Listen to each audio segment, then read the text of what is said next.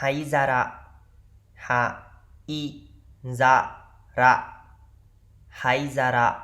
មានន័យថាចានដាក់ក្រញោមបារី Ashtray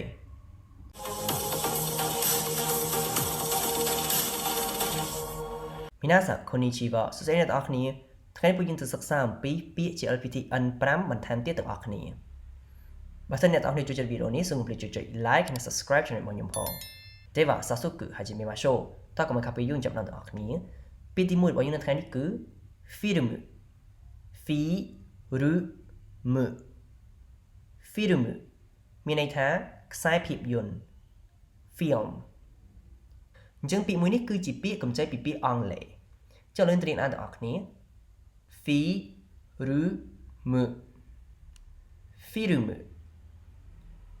film មានន័យថាខ្សែភាពយន្តចុះលើនៅពាក្យបន្ទាប់ 冬មានន័យថារដូវរងា winter អញ្ចឹង 冬គឺនៅប្រទេសយើងអត់មានទេតែនៅប្រទេសជប៉ុនគឺគេមានគឺនៅក្នុងខែ12ដល់ខែ2នេះគឺនៅពេលដែលរដូវនោះធ្លាក់ព្រិលច្រើនអានឹងគេហៅថា 冬 ហើយគឺរដូវរងាត្រជាក់ខ្លាំងណាគេហៅថា 冬 ですねអញ្ចឹងនឹងរៀនអានទាំងអស់គ្នា 冬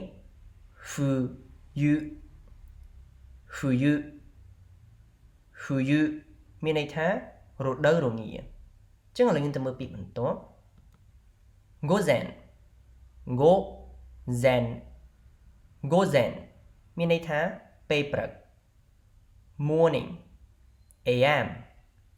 ជាងពាក្យ gozen ហ្នឹងគឺយើងសំដៅទៅលើពេលព្រឹកណាតែជាទូទៅគឺគេប្រើគិតពីម៉ោង6ទៅដល់ម៉ោង11ពេលព្រឹកអញ្ចឹងចាប់ពីម៉ោង12ទៅគឺគេលេងហៅ gozen ហើយនៅពេលដែលយើងចង់និយាយអីគេមួយយើងអាចដាក់ពាក្យ gozen ពីមុខបន្ទាប់មកយើងដាក់ម៉ោងពីខាងក្រោយនេះឧទាហរណ៍ថាម៉ោង8ម៉ោង9យើងត្រូវដាក់ gozen 9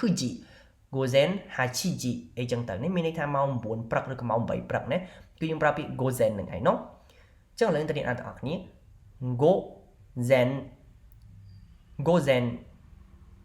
gozen មានន័យថាពេលព្រឹកអញ្ចឹងឥឡូវទៅមើលពាក្យបន្ទាប់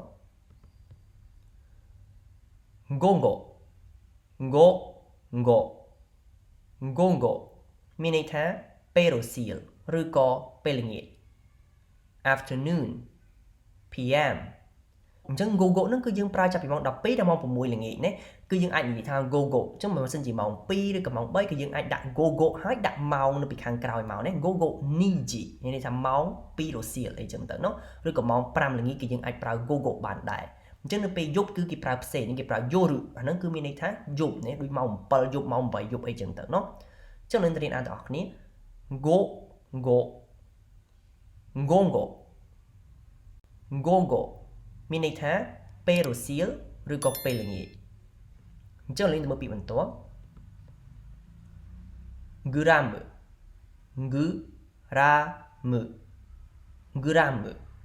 មានន័យថាក្រាម gram អញ្ចឹងពាក្យថា gram គឺយើងដឹងហើយនេះគឺវាជាពាក្យកម្ចីពីពាក្យអង់គ្លេសហ្នឹងឯងនេះគឺ gram គឺមានន័យថាក្រាមនេះ1ក្រាម2ក្រាម3ក្រាមអីចឹងទៅនេះគឺយើងនិយាយពីការថ្លឹងអីគេមួយនេះថ្លឹងទំនិញថ្លឹងរបស់អីគេមួយគឺយើងគិតជាក្រាមហ្នឹងឯងនេះគឺយើងហៅថា gram អញ្ចឹងនឹងរៀនអានទាំងអស់គ្នា gram មានន័យថាក្រាមអញ្ចឹងយើងទៅមើលពាក្យបន្ទាប់ 牛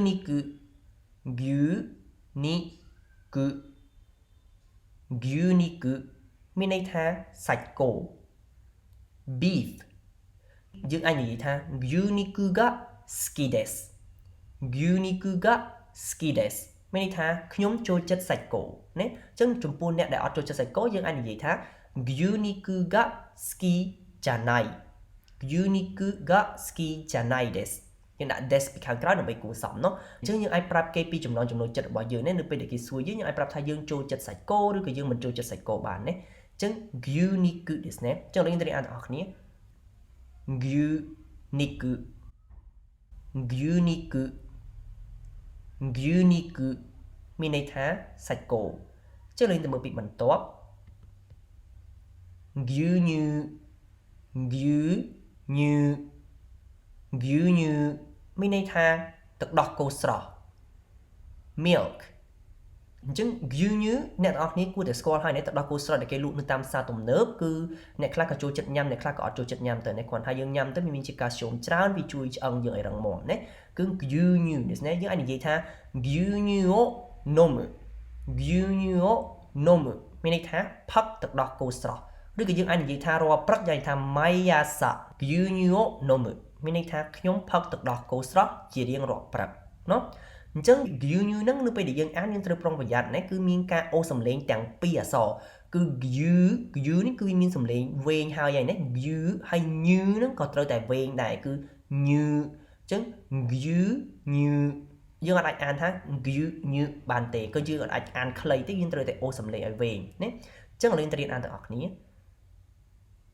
view new view new view new មានន័យថាទឹកដោះគោស្រស់អញ្ចឹងយើងទៅមើលពាក្យបន្ទាប់ហាក់មានន័យថា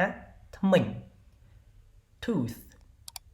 អញ្ចឹងពាក្យថាហាក់មួយម៉ាត់ហ្នឹងគឺយើងបកថាធ្មេញណាធ្មេញរបស់យើងហ្នឹងគឺគេហៅថាហាក់នឹងឯងនេះភាសាជប៉ុនអញ្ចឹងយើងអាចនិយាយថា haga itai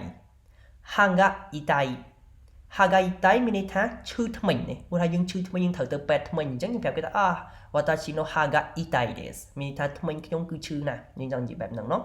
haga itai មានន័យថាឈឺធ្មេញណាចឹងយើងទៅរៀនអានទាំងអស់គ្នាចំពោះពាក្យនេះគឺងាយស្រួលមែនតើគឺយើងនិយាយតែមួយម៉ាត់ទេគឺហាមានន័យថាធ្មេញចឹងយើងទៅមើលពាក្យបន្ទាប់ hagaki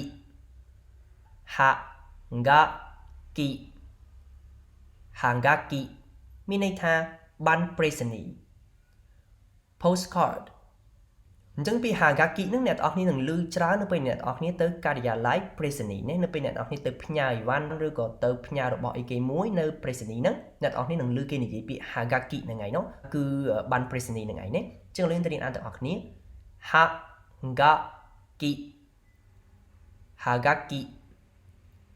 hagaki គឺមានន័យថាប័ណ្ណប្រេសនីអញ្ចឹងយើងទៅមើលពាក្យបន្ទាប់ hana មានន័យថាផ្កា flower យើងអាចនិយាយថា hana ga saita មានន័យថាផ្ការីកណាពាក្យថា saita គឺបានរីកនេះអញ្ចឹងយើងអាចនិយាយថា hana ga saita គឺមានន័យថាផ្កាបានរីកឧទាហរណ៍យើងឃើញផ្ការីកច្រើនយើងអាចនិយាយថា hana ga saita ណាអញ្ចឹងយើងទៅរៀនអានទាំងអស់គ្នា hana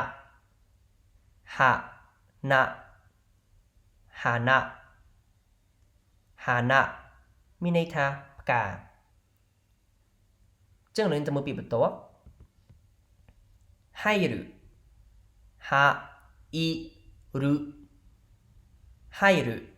មានន័យថាចូល to enter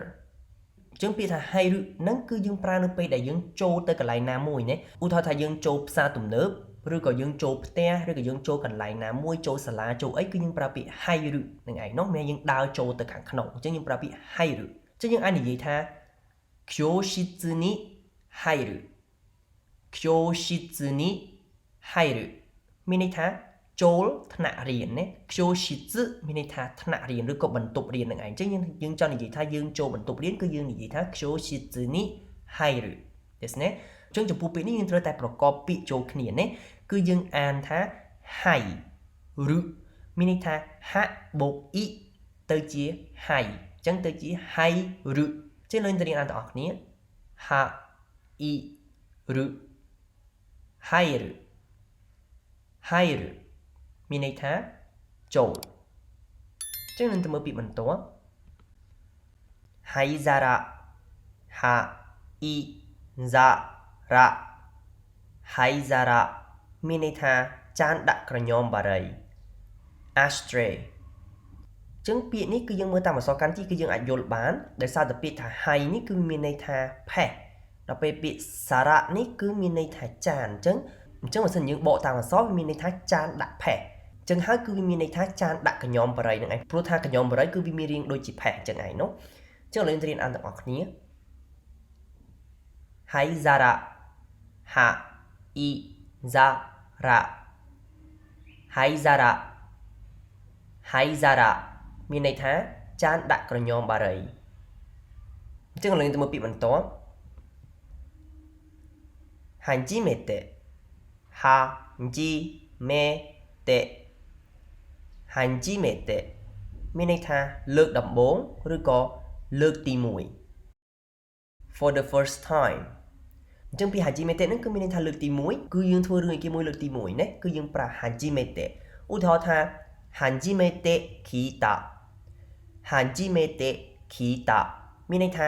ទៅតែលើលើកទី1ឬក៏ទៅតែលើលើកដំបូងណាអញ្ចឹងយើងទៅរៀនអានទាំងអស់គ្នាហាន់ជីមេតេហាជីមេតេ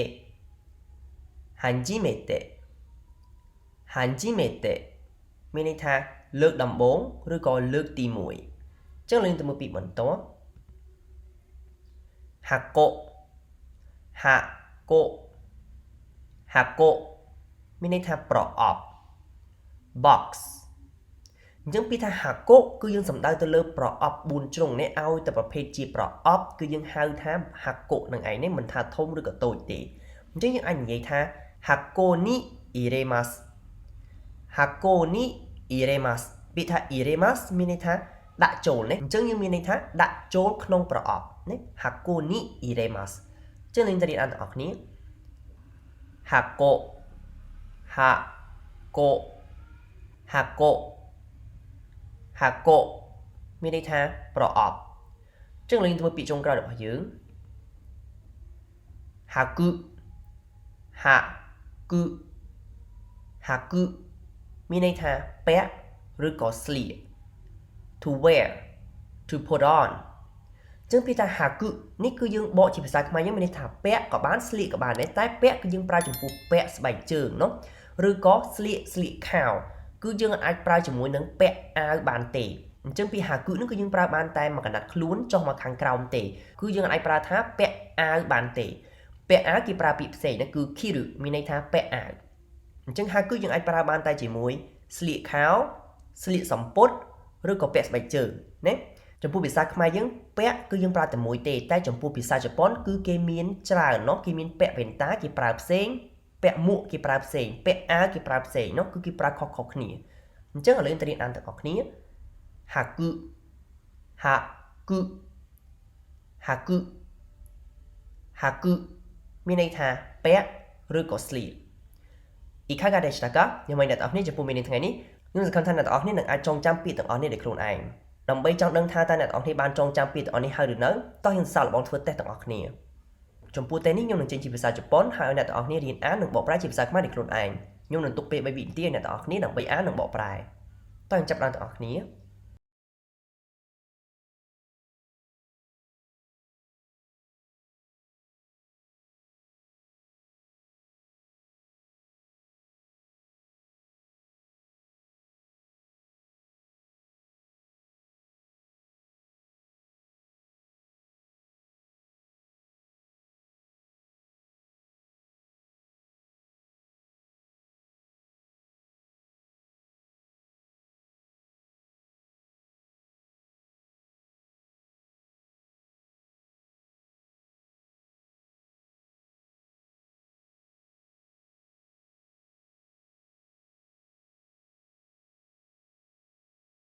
យ៉ាងម៉េចអ្នកទាំងអស់គ្នាតើអ្នកទាំងអស់គ្នាអាចឆ្លើយត្រូវទាំងអស់ដែរឬទេបើអ្នកទាំងអស់គ្នាឆ្លើយត្រូវទាំងអស់មានន័យថាអ្នកទាំងអស់គ្នាបានចងចាំអ្វីដែលបានរៀននៅថ្ងៃនេះរួចហើយចំពោះអ្នកដែលមិនទាន់ឆ្លើយត្រូវអ្នកទាំងអស់គ្នាអាចត្រឡប់ទៅមើលវីដេអូនឹងឡើងវិញហើយត្រឡប់មកធ្វើតេស្តម្ដងទៀតដើម្បីឲ្យកាន់តែឆាប់ចាំពាក្យទាំងអស់នេះそれではまた次回の動画でお会いしましょうご清聴いただきありがとうございましたអរគុណសម្រាប់ការតាមដានរបស់អ្នកទាំងអស់គ្នាជួបគ្នានៅវីដេអូក្រោយទៀតបាយ